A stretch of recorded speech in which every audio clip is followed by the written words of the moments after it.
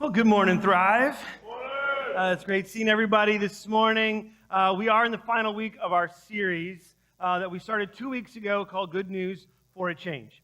And at its heart, we wanted to discuss and try to understand just exactly what it is, this good news that we've been given as followers of Jesus. Do we really have it? We talked about that on week 1, and we discovered that we do. There's this incredible thing that we can celebrate about what God has done in sending Jesus to earth, and we kicked that off really today as we kind of celebrate the final week of what Jesus did in terms of going towards his death on Friday and then his resurrection that we have on Sunday. And so we have this incredibly good news that God says it's intended and its purpose is to help you discover a change in your life. And God says, I want you to use that to change other people's lives too with the hope that we have. And the last week, Jeremiah was here, one of our teaching team. And I have to tell you, Jeremiah literally crushed it last Sunday. He incredibly just showed us the power of the story that God has done in us to really point to his story that we're supposed to be sharing to our world. And I love that line. He says, are you leading a questionable life? And it says, are we living our lives in a way that are people asking you about who you are, how you live, so we can point to the good news of who Jesus is to us. And it was an amazing, he's been an incredible gift to us, Thrive, to be a part of what we've been doing over the last year and a half, where he's been kind of teaching with us on a regular basis and committing to us to be a part of what we're doing here. We kind of get first dibs of his schedule when he's putting some teaching dates and times out there. And Sally and I, he and his family are just fantastic. They love Jesus, and you can see that evidently in how he communicates and teaches, and we get the benefit of what he does, how God has equipped and gifted him. So we have this good news. We have this story that God wants to leverage, our story, to kind of share about who we are. And that challenges us on some level to go, how do we live out our story? But it also then says, what do we do then with that story? Where do we go with it? How do we leverage it? And who should we be concentrating and talking about sharing that story with? And that's where we're going to be headed today. So if you will, would you bow your heads with me? I'd like to kick us off this morning and pray together. Heavenly Father, as we just take a moment to pause, God, we've been singing, we've been listening, God, maybe come in just many different places this morning. God, maybe just happy to even get here. God, maybe it's been a challenging week. God, maybe things are in just a really good place. God, the beauty of what happens when we gather together in this moment is that we can have an encounter with you. God, one that's intended to help shape, direct, transform who we are. I pray that as we listen today, God, it wouldn't just be words spoken by me, but we would be able to listen deeper, listen further inside, God, that we would be listening for a different type of voice, one that would ultimately be yours, challenging, changing, directing, God, moving us to become the types of people that, God, you long for us to be, and honestly, each of us would love and long to be in our lives. So would you give us the ears to hear today, the heart, God, to see just what you have for us. And we give you thanks, and it's in your name that we pray. Amen. It was late in the afternoon, And the city was bustling. It was a hive of activity at the end of the day as people were streaming out of work and they were headed towards home. The city streets just seemed to be filled on every corner as people were just trying to get home as quick as they could. Many were stopping to shop, to gather things for that night and even the next day.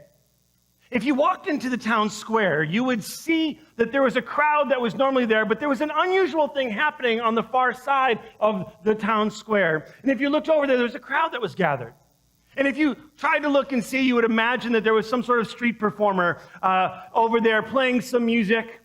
Maybe it was the silver guy who's downtown trying to do his thing to collect a little bit of money, maybe for the end of the day as people were passing through.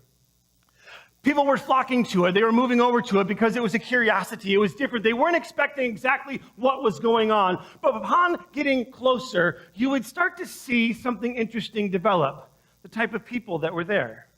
It was an unusual crowd. It wasn't your typical family, business, people headed for home. There was actually quite the mix of characters that were going on. You would see the typical types that were there, but sprinkled in amongst them were some people that were of what I would call maybe a questionable reputation. Some people that were some of the hustlers that would have been known to be in the town, some of the kind of scam artists. Maybe there was the local Roman collaborators that were in that group of people. There were some very nefarious types that were mixed in amongst all of just the regular townspeople that were there. Quite the interesting, eclectic group that had been gathered. As you surveyed and you look at it, you would see that group, and it was a large group. They were all listening to a man who was on the far side talking to them. As you kind of looked around, you'd also see that there was another group that had kind of found themselves a little spot over off to the side. And there was a number of them there, and it was obvious who they were. They had that pompous air about them that kind of looked down their noses at everything that was taking place in the scene that was in front of them. They looked at the people that were there and thought, I would never associate with these people. I would never talk to these people. And I would especially never listen to the man that was up front. They were muttering underneath their breath. They were shaking their head and they were pointing at the people that were there. It was clear that the religious leaders did not want to be there that day. But they were here because they were watching. They were looking on at disdain at this crowd that had gathered. It was in that moment that Jesus was up front, and he's also looking out at this incredible crowd that had gathered, that had been getting larger and larger. And as he surveyed and looked at these faces of all of these people, he also caught the attention and looked over at this group of religious leaders that was on the side. He also knew exactly what was going through their minds because he could see the pointing. He didn't have to even imagine because he knew exactly what they were saying. And if looks could kill, Jesus got a little close. But in that moment, he stopped and he paused, and he turned back to the crowd. And he began by saying, there was a shepherd who had 100 sheep.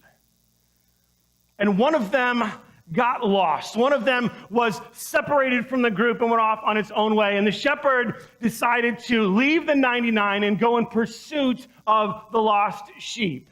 And he did everything he could to look for it, to seek after it, to search until he actually found it. And he did. And when he did, he threw a party in celebration that that sheep had been found. He paused. He looked over it again to make sure that those religious leaders were paying attention, that they were actually listening. He continued on. There was a woman who had 10 silver coins. She loses one. She couldn't believe it. I mean, these coins were everything to her. And so she lights the lamp in her house and she kind of starts frantically searching, moving furniture, lifting things up, looking again here and there until she finds that lost coin. And in that moment, she calls up her friends and says, come celebrate with me because I found this coin. Jesus pauses one more time, but this time he doesn't look at the religious leaders. He looks out at the people that were in front of him. He looks out at the crowd, and he sees in them that they desperately need to hear the message of what he is saying. His pace quickens a little bit. his words begin to kind of start down a different cadence because he wants them to capture the importance of what he's about to say. He says, there was a father who has two sons.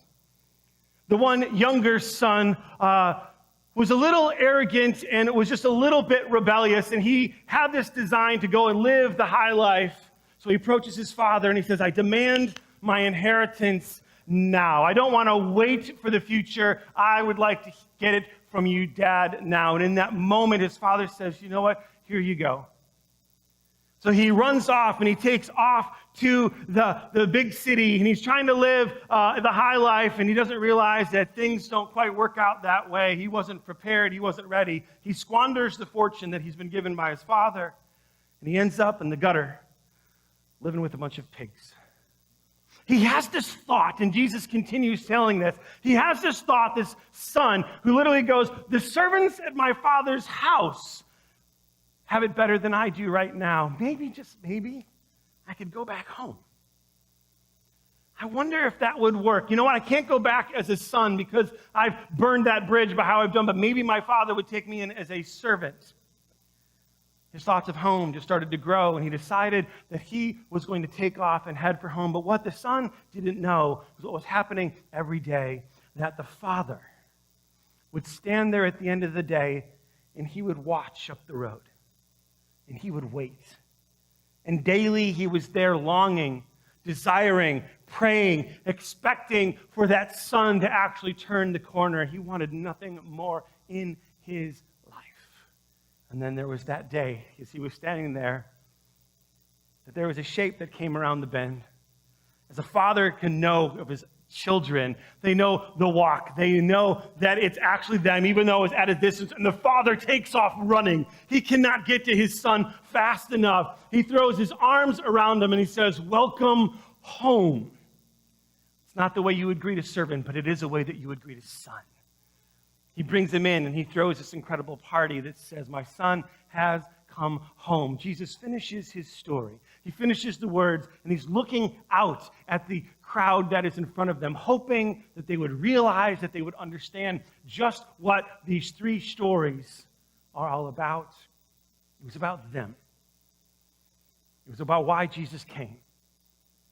And he had some incredible hope that he wanted to pass on to them that was very different than how those people were seen and treated by the religious leaders of the day.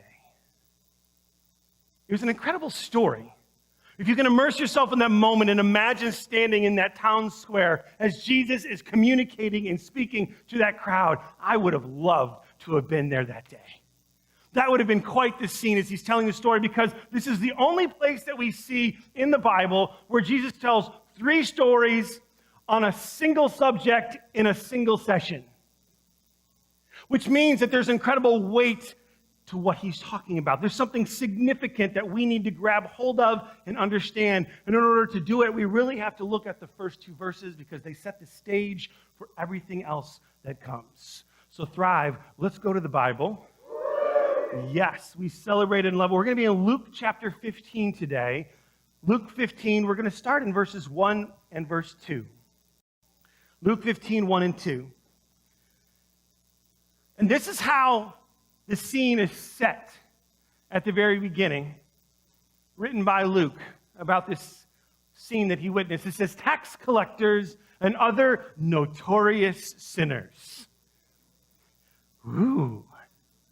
Often came to listen to Jesus teach. Did you catch that? These people came often to listen to Jesus. There was something compelling about the message that Jesus offered them. This made the Pharisees and the teachers of the religious law complain that he was even associating with such sinful people, even eating with them. So this is the beginning. And then he goes on after this, and you see the three stories that we told. The one of the lost sheep, the one of the lost coin, and the one of the lost son. Some of you may have heard of a different name, the prodigal son. And what we see here is that Jesus has sort of a holy frustration kind of come out of him at the disdain that he witnessed that these people, these religious leaders, were having towards the crowd that had gathered in that place. And so Jesus wanted to settle that once and for all just who matters to God. Because there's something important. In that day and age, it was if you had some sort of position, it mattered if you had some sort of wealth. That was sort of an indicator that maybe God was on your side, and people that didn't, God wasn't with them. So there was this complete wrong idea that Jesus wanted to once and for all slam the door, drop the mic, and move on to say this is what God values, and more importantly, who God values. And so in each of these three stories that follow, starting in verse 3 going on, something of incredible value to the person in the story went missing. Something of incredible value to them goes missing.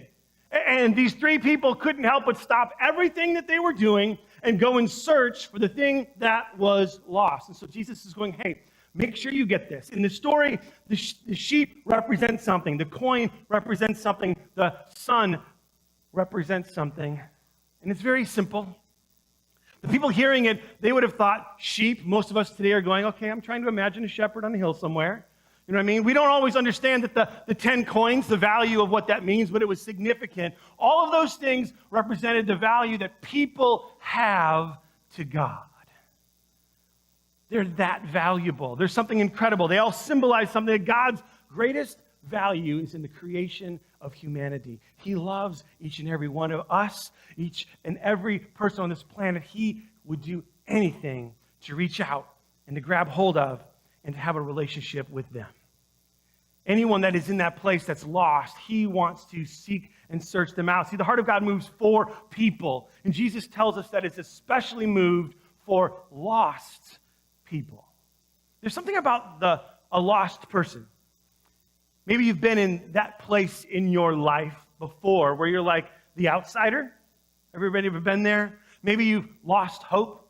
You've lost your way. You've lost joy. Maybe you've lost direction at some point in your life and you're trying to discover what that is. Or maybe you've lost a connection or even a belief in the possibility of who God even is. Maybe you think you're fine on the outside, but on the inside, if anybody ever knew that you were dying and how lost you really felt.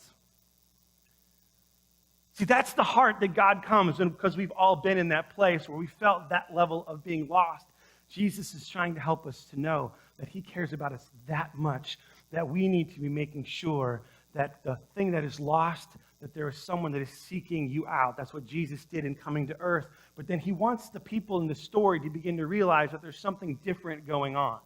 See, when something is lost, God goes after it to find it. He won't stop at anything, even leaving his home in heaven to come down to earth to pursue you and I. And so because of that pursuit, in the context of the story, he's trying to tell his followers that were listening, he's trying to tell all of us something today that we need to grab hold of. Found people find lost people.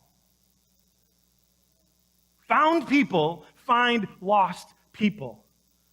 See, we have to be looking around in our lives and living in such a way is that when there are people that have been lost, because let's be honest, every single one of us has been lost at some point in our lives. Some of you directionally challenged people more often than others. So you get to this moment of going, wait a minute, if everyone has found themselves as being lost, then all of a sudden there are other people that are found that are in the process of going, I need to be finding and helping and loving and reaching out to people that find themselves in a place who are lost. Because if something of such great value is lost, shouldn't we go in search of it? We do this in certain parts of our lives. There are certain things that we'll do anything to find. You know, where's my phone? Oh, I can't deal with it. I'm a wallet person. I lose my wallet, I lose my mind. I literally can't do almost anything else until I find it. Some of you car key people that don't know to just, you know what, if you put them in the same place every time, just a little bit of a tip for those of you that need a little help there. But what do? You have to have those things.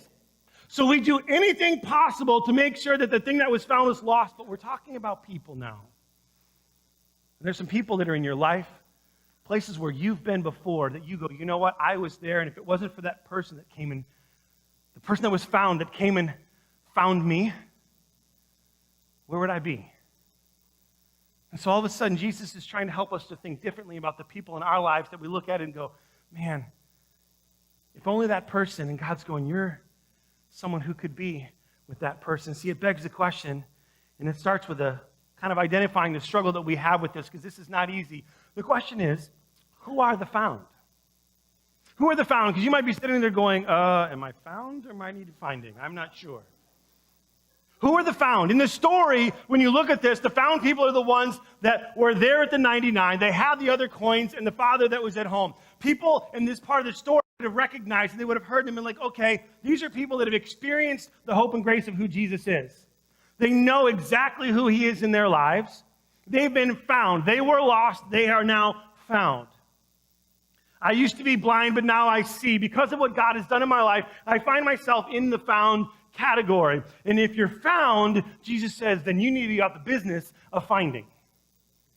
So it all begins to change our perspective about how we live our lives. But here's the struggle. And if you've been in church before, you may have heard these stories. You may have even heard the idea of what we're talking about today. And you go, oh, okay, yeah, I know where this is going. I know what this is all about. And yet our actions betray that we're a lot more like the religious leaders than we are like Jesus.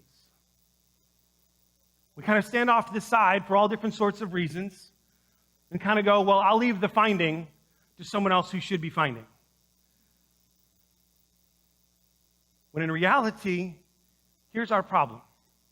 The greatest problem with this call that Jesus gives to us, which really isn't a call, it's sort of more of a mandate. It's a mission. It's an intentional purpose that God says, if you are in the found, then you are out there finding. And here is the biggest problem that we have, because most of us aren't like the religious leaders who look down at other people. The truth is, I don't want to be inconvenienced. If we're really honest, this in essence is the great problem that we have as found people, is that I don't want to be inconvenienced. I'm too preoccupied with the stuff happening in my own life, which can oftentimes be a lot, and yet I can't be bothered with this whole problem of I don't want to be inconvenienced. Because it does. It requires something of us to go out and to find people. See, this is the heart behind what Jesus wanted us to understand.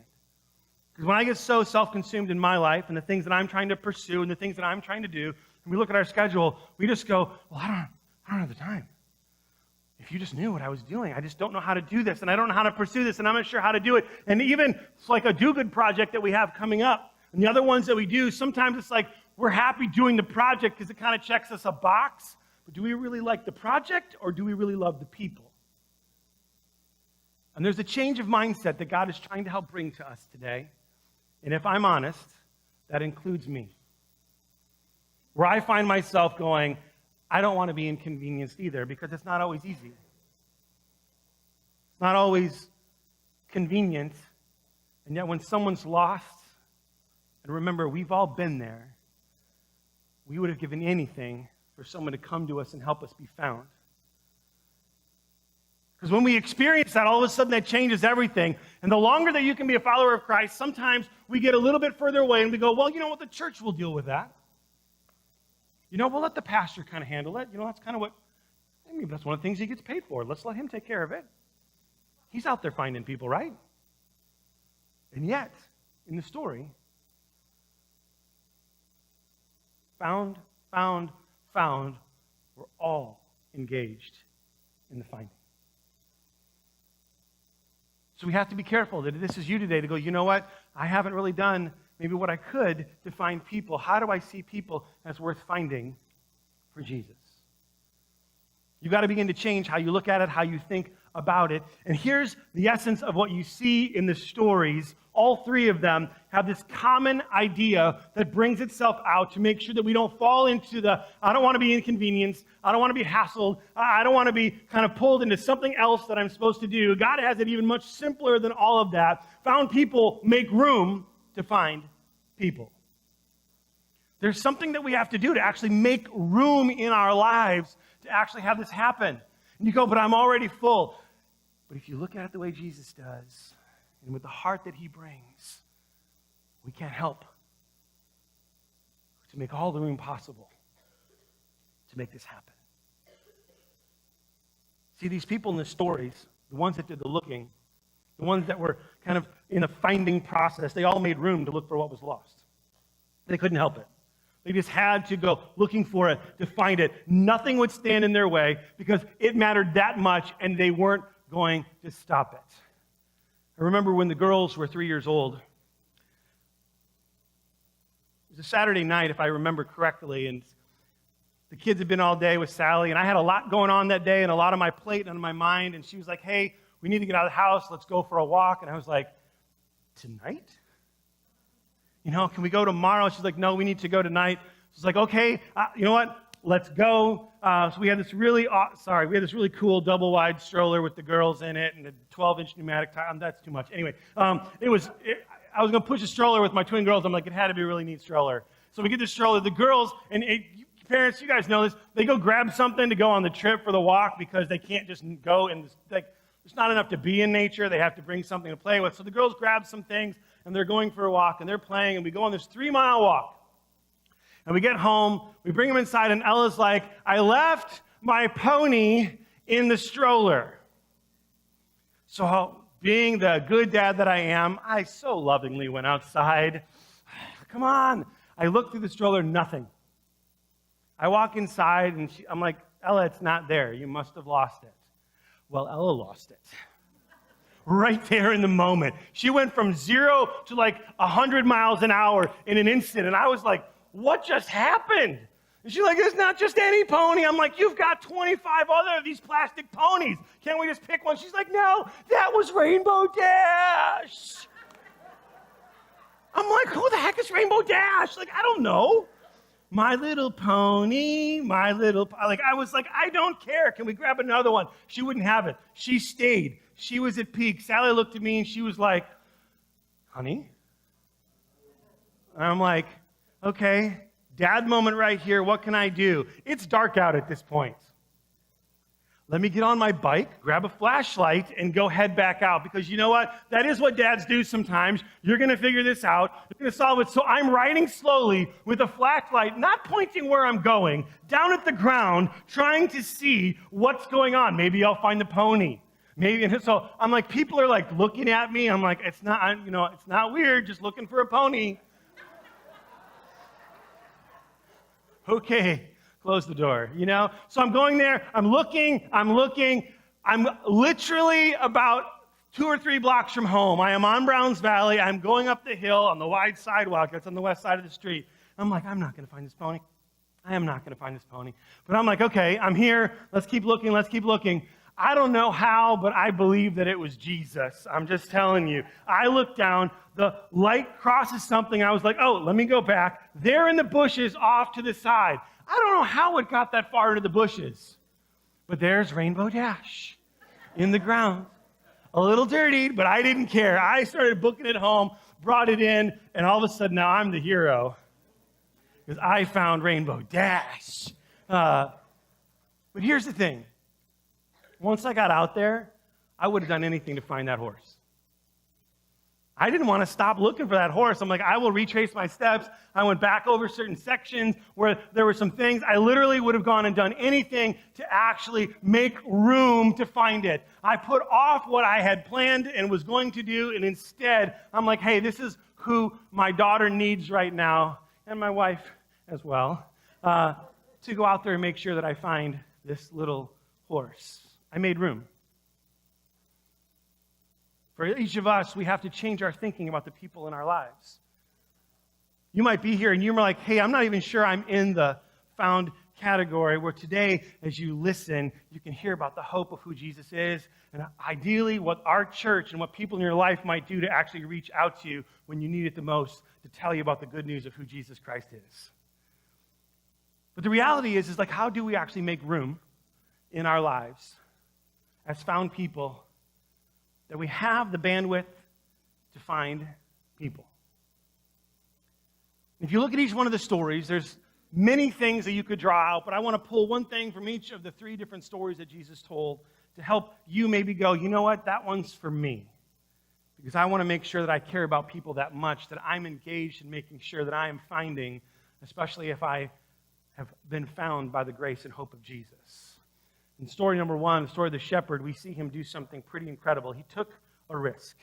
So for us today, how do we take a risk and make room in our lives? If you look at verse 4 of Luke 15, it says, so suppose you have if one of you has 100 sheep and loses one of them, doesn't he leave the 99 in the open country? Doesn't he leave the 99 and go after the one? Now, does this not sound risky to you? You remember this, a bird in the hand is worth two in the bush. It's like, hey, I've got all these going on over here, but yet all of a sudden you want me to leave it and go after this one? And yet for him, even though it may have seemed risky, he's like, hey, they have each other, they're together, they're maybe even looked after by somebody else, but I have to go out there and pursue that one because those have already been found. They're in a good place, but it's that one that desperately needs my attention and my help. So he took a risk at what might have happened to them to go after the one. So there's a risk involved the moment we go out there and start going, how do I find people that might be hurting? Because there's a risk that we take when we start to put ourselves out there when it comes to our faith. You might risk your reputation. What people think of you, what people know of you. You might risk not being accepted into a group of people. You may risk being rejected by some because of the beliefs that you have. And yet that didn't stop the shepherd from leaving to go out and take that risk. He didn't look and go, you know what, I'm just going to stay here because it's good and it's safe. He's like, I will stop at nothing. I will risk whatever is going to happen there to make sure that that one at least has a chance. Because you never get the reward of some of the risks that happen in life that have a huge payoff unless you take that first step towards it. When you go towards that job, and you take that step, and you end up getting it, and you can't believe it, but you've held back in the past. Times where I've gone skydiving, that first step out of the plane, that's trippy right there, right? But you don't get the incredible reward of that free fall. There's so many things that you think about this. A new role, reaching out to a new neighbor, new job. If you don't take that risk, then you don't find out what could possibly happen. And if God is inviting you today, and you've kind of been like, you know what, I've really like to play it safe when it comes to this whole faith thing. God may be asking you to take a risk today to step out and go, you know what, I need to have that conversation. Maybe I need to make that invitation to that person in my life, which can seem risky, but the reward. You see it in all the stories. There was a celebration that was thrown every single time of someone who came back and understood and found the good news of Jesus and went from being a lost to being someone who is found. And we be a part of helping that along in someone's life. That is so worth it. So you see something else kind of take place here. Coming into story number 2. Make room by taking a risk. The next thing we see is you make room by giving up something valuable for something even more valuable. We're giving up something valuable for something even more valuable. You see this in story number 2 with the woman with the 10 silver coins that she lost one. Now, in our day and age, you're thinking silver coins, this couldn't have been that valuable. But to a woman in ancient culture who didn't have much status at all, not only did that represent an incredible sum of money, but it was entrusted to her to kind of manage. To lose that was putting her own self at risk. And so that one coin was hugely valuable to her. So she would do anything to go after it and to search for it. And I'll tell you what, one of the things that the woman gave up more than anything to go after this was her time. She had other responsibilities to kind of manage her household, and all of that went with that because there was quite a bit of responsibility that was placed on women in ancient culture in managing their home. So she had to give up all of those things in order to search for that one coin. And she had to go, this thing is of the greatest value to me. This thing is that important that I'm willing to exchange that because this is so much more valuable. So I think the reality here is that, people are that valuable. We don't always see it that way. Because sometimes people can be challenging, difficult, hard, not easy in inner form. So it's easy sometimes to go, you know what? I'm just going to kind of go over here. This is valuable enough. I'm not really going to place the highest value over there. Maybe for you, you don't see people truly as valuable. And if we're honest, that can happen to us. I'll never forget when I was early on, when I was a pastor. I was at a church in Michigan. And I was in my mid-20s. You learn a lot when you get to your 30s. But for me in ministry, we were there and we were kind of going through stuff. And I remember the day that I got my new keyboard and I brought it to church. Now, you got to know, I'm going to take you back to a time, keyboards were extremely expensive. We spent $5,000 on a Kurzweil K2600X. That means nothing to any of you unless you're in the music world. Amazing keyboard. I was so excited to have it. And we got it on stage, and it was on this platform. Now, mind you, I was at a large church that had a choir at the time. That was the worship pastor Sally and I led. And so there's a lot of people always on stage, and I was always like keeping an eye out for my keyboard because like, don't anybody touch it. Okay, I was that guy, like, don't touch it. Well, this one day, this lady who was kind of trying to go around some people was getting really close to my keyboard, which was here, and the edge of the stage was right there, and she was trying to kind of snake around it. And I'm like, this is not good. This is not good. She catches the heel on her shoe, tries to grab my keyboard, which is on a stand like this one. There's not a lot of support that's going on there. It starts to go down, and the woman starts going down off the front of the stage. Now, I'm standing there from the distance looking at this going, no! But you know what the thing that came out of my mouth? My keyboard! The lady is laying in a crumpled mess on the stairs, and I'm worried about my keyboard? And everyone's staring at the worship pastor going, dude, did he really just say my keyboard when this lady is down on the ground? Yes, I did. Have we not been there before in our own lives? Not with the keyboard. Yes, you're like, thankfully, no, I've never done that. But we've treated people that way, where something else was more valuable than they were. Where something that we were doing was more valuable than they were. When something that was more important to me was more valuable than they were.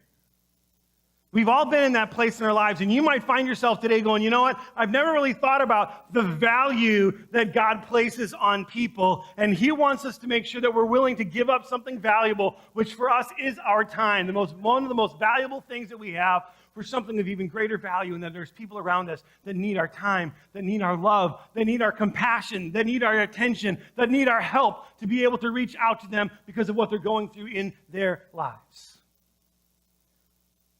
So for you, I just want you to think about this. There's so many ways that we can put our time ahead of what God says is even more valuable. But here's the thing. Here's the thing about our time. When we make room, that just means in the things that we do, how do we make room to make sure that people are of the highest value? Because it's not about the next sale. It's not about making sure that I say the thing that I'm going to say. There's so many things that as we go through our lives, we're like, hey, time that I'm having fun, or I've got to get my kids from here to there. How do I make room when I'm doing all of those things to make sure that there are people in my life I'm ready to respond because they're of even greater value than anything else? Which requires a change of thinking on my part. Rather than going, I've got to get this done. I've got to get from here to there. Along the way, someone may come that you go, you know what? Do I make room because this is even of greater importance and greater value? It changes how we think. And the impact on that is huge. Sally, about a year and a half ago, reconnected with one of her best friends in high school. Her best friend, his name is Jimmy. So they started kind of reconnecting and talking, and he's just been on a different road in his life where there's just been a lot of struggle, a lot of pain, a lot of hurt. And so Sally's just been sharing with him just about things that are going on. And it was probably just a few weeks ago when she was telling him about the cancer thing that started in us and all the people that have been bringing us meals. She told him the story and didn't realize it until the next time he called. He could not believe that people would take time, and so many people were bringing us meals 3 and 4 days a week as we were going through this. And she talked with him again, and she's like, are people still doing that for you? She's like, yeah. She's like, yeah, people are taking care of us through this whole thing. He couldn't grasp that people would do that. And it reminded me of two things when she was telling me about this. He's even told other people about what's going on. Does that not tell you that there are people in our world that have not been shown how valuable they are? Because if they listen and hear that and go, wait a minute, who are these people that would behave that way? Church, God is making sure that we are the ones that are out there going, you are that valuable. So if someone like Jimmy can hear about the good news of who Jesus is, we cannot just overlook this and go, that's not me. There are people in your life that need to know how valuable they are. And are we ready and are we moved to be able to go, God, I'm going to go out there and make sure, because found people make sure they are finding people that are lost and tell them that how valuable they are in the eyes of Jesus. The last thing that we see in the story is never stop the search. Never stop the search. If you go to the chapter 20, as you kind of move through this, and I would encourage you this week to go back and to read this story, to go through it and read it for yourself and kind of see what God is trying to communicate to us today and even in your life as we go through this week. Verse 20 says, "But while he was still a long way off, his father saw him and was filled with compassion for him. He ran to his son, threw his arms around him, and he kissed him." Man, this father never stopped the search. Now, before you go, well, he could have gone and found him, but that son would not have learned anything in that moment. That father literally was there every day looking, listening, watching, and I guarantee you he was praying like crazy for his son. Because he knew that his son understood just who he represented and that he would be loved if he came back home. His son just needed to recognize it and believe it. And so he never stopped searching and praying, because he was standing there every single day with his eyes down that road, praying for the day that his son would come home. And we often can get sidetracked by the things of life, the seasons that change, of the things that we go through, and we can get sidetracked from the very thing that God is inviting us and calling us to. But we can't lose sight of what's most important. There might be somebody in your life that you go, man, they are way down the road, or I've said it to them before, or I've tried to love them, or I'm trying to reach out to them, and it just doesn't work. I'm here to tell you today, just don't give up. Don't give up. Never, ever stop the search for that person in life, because they are too valuable to God for you to just kind of go, well, you know what? Someone's going to have to do something for him someday. So for you, if you're like, hey, maybe you have given up, or you've not really gotten to that place where you're going, it's that urgent for you, I want to challenge you with something today that we see that I believe comes out of the story. One, you pray daily for those that need Jesus. You pray daily for those people in your life that go, hey, they need some help. They need the message of hope. They need to be in church. They need to hear about who Jesus is. You got to pray for them every single day.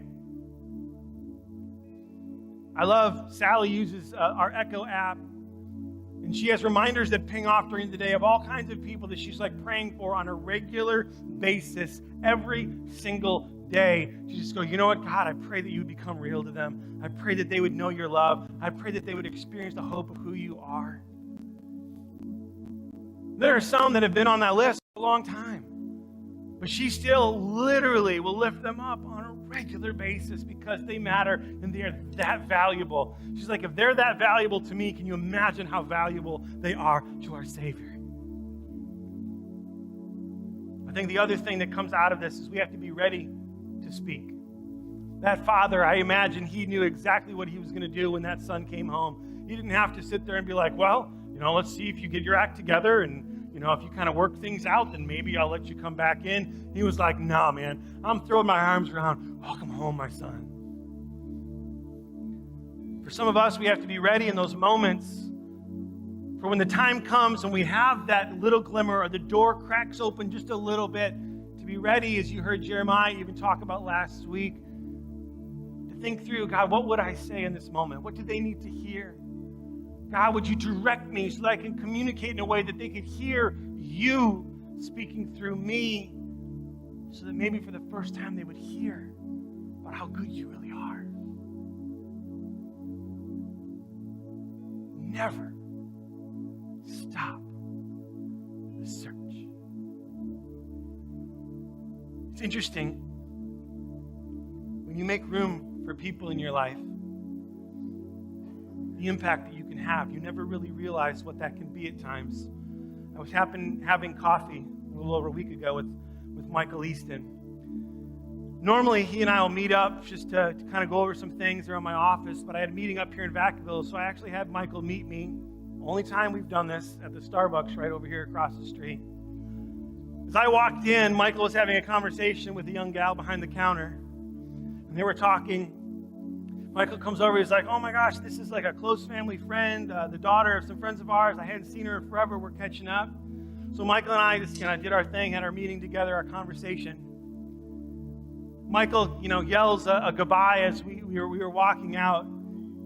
He goes home that day and he texts this girl's parents, the friends of theirs, just said, hey, I ran into your daughter. It was so great to see you, to see her, and that she's doing well. It's amazing. The girl's mom messaged Michael back. She goes, hey, this isn't by chance.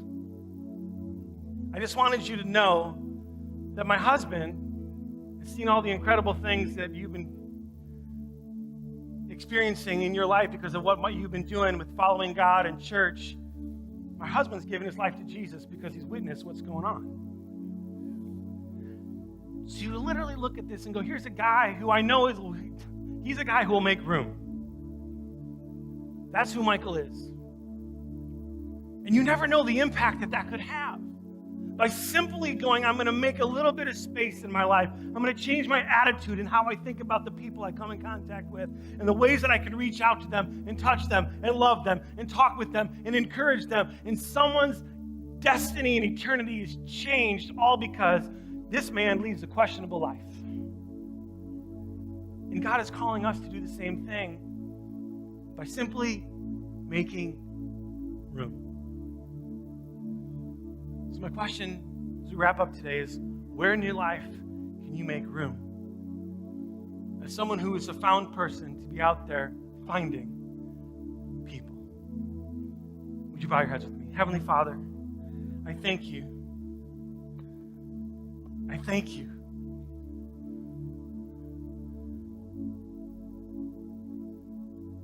That each and every person in this room ultimately was lost. Lost in our sinful choices, lost in our rebellion from you, God, lost in wanting to go our own way. And yet, through the grace and hope of what you did, Jesus, and coming to earth and dying and coming back to life, God, what we are celebrating and remembering this week, that is the way we move from being completely lost to being completely found in the love of who our Savior is. And I pray today, God, first and foremost, that there are some that are here that have gone, you know what, I really feel like I'm lost and I'm not sure that I've ever found the hope and love and grace of Jesus. God, I pray today that they would simply begin by just talking to you and saying, God, I've tried my own way. There's still an emptiness inside. And Jesus, I realize that I need you to change who I am. God, would you set me on a brand new path? Will you help move me from being lost to being found, from being blind to being able to see? God, from being broken to be made new. God, you know those words. They seem very simple, but offered in faith, God, that confession of acknowledgement of who you are, and that changes incredibly the destiny of us because you rush into our lives and you become a part of us, and we begin to live, God, with a burden that becomes much lighter. So I pray that if someone's here today and they go, you know what, I want to know the hope of what Jesus means, God, I pray that they would just simply pray those words to begin the journey, God. They would believe them in their heart and begin to just kind of trust and seek you more. God, there are those of us then that have, when you move into that found category, need desperately to be out there in the search for the thing that you find most valuable in this world, and that is people who have lost their way. They've lost their way because they are disconnected from who you are, Jesus. So I pray, God, that you would put on our hearts to take that risk. God, to switch out the thing that may be valuable for the thing that's even more valuable. God, and to never stop and to never give up. God, to be out there and available to speaking, caring, loving. I pray, Father, that this would be a changer of who we are as people, and that you would change, thrive, that this would be so much a part of who you've called us to be. God, I have to say that I'm sorry that I mess this up at times. But God, I thank you that by your grace, you get me back on the right path to seek out and to love the people. So God, I thank you for this series that we've been in and the good news for a change that our world desperately needs. God, we give you thanks. And it's in your great, wonderful name that we pray. Amen.